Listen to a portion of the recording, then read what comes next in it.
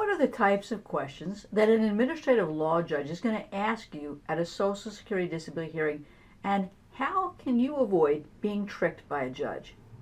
Your big day is finally here.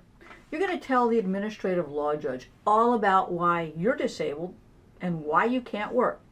In this two-part series, I'm going to cover what really happens at a Social Security disability hearing. What are the 4 topics that an administrative law judge will cover during the course of your hearing? What mistakes you can make answering questions, and how you can be tricked by an administrative law judge. Ready? Well, let's first talk about what really happens at a Social Security disability hearing.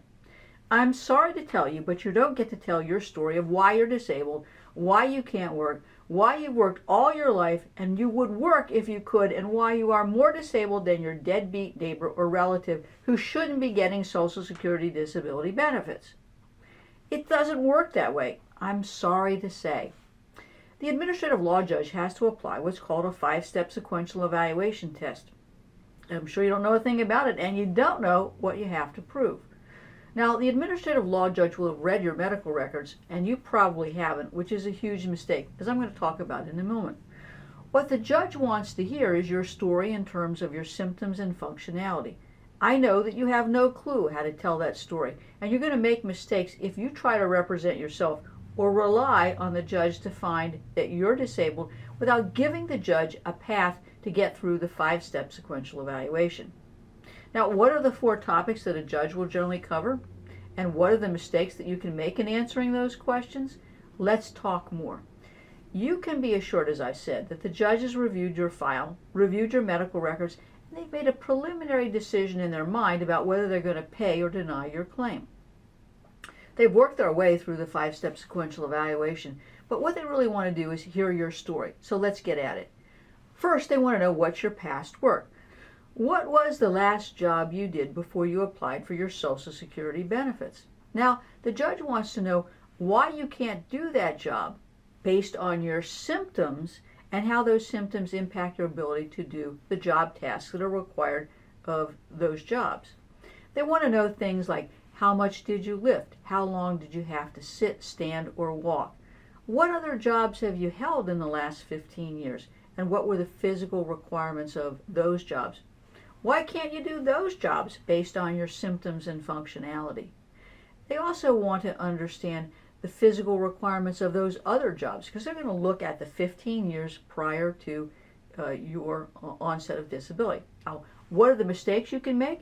Exaggerating your job duties, failing to tell the judge about the cognitive responsibilities of your past work, failing to tell the judge about the interaction with public you may have had in the past work, failing to tell the judge about bilateral manual dexterity requirements of your past work, failing to tell the judge about your inability to sit or stand, or your ability to sit for any length of time, your need to alternate positions, failing to tell the judge about quotas you had in the past, failing to think backwards about why you can't do your past work based on physical problems, cognitive issues, or psychological issues. Now, what are the tricks that the judge may try to play on you? Well, they'll try to get you to exaggerate your job duties to include supervision. They won't ask you questions about how you did the job as compared to how it's described in the Dictionary of Occupational Titles. What's the next area of inquiry? Medical history. So what is the medical condition that causes you to be unable to work? Number 1, number 2, number 3. But you got to tell the story with examples. So what problems do you have? And give me some examples. How often do you have those problems? How do those problems impact your ability to do things around the home? So if you've got problems with your back, you may have difficulty standing in front of the sink. That's an example. Now, what are the mistakes that are made? You don't understand each medical condition, and you don't understand how to explain the symptoms from each of those conditions or how those symptoms impact your ability to function. Now, the worst thing you can do is fail to give an example to the judge so that they understand what your symptoms are and how they impact your ability to function. I hate weasel words. Words like sometimes, every once in a while, you know, nobody knows. They may try to trick you into exaggerating the location or the extent or nature of your symptoms, or you just might make a mistake by failing to explain that. So what other mistakes can you make, or what ways can the judge trick you? They'll try to get you to minimize your problems. They'll try to minimize your functionality. In the next video, I'm going to talk about the questions you're going to get about your medical treatment and the activities of daily living. Now, what's important here is the judge, as I said, is framing this in the context of a 5-step sequential evaluation.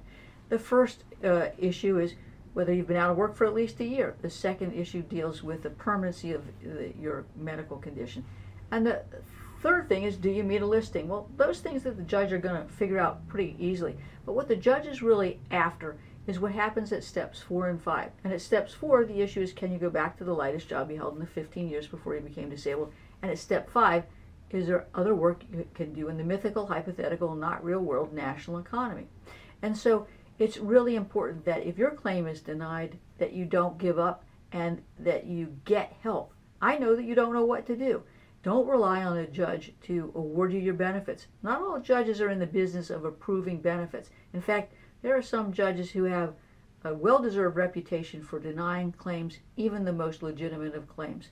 Their MO is not to provide you with the disability benefits that you desperately deserve, but to keep their denial numbers up. So call me today at 727-894-3188 for a complimentary consultation.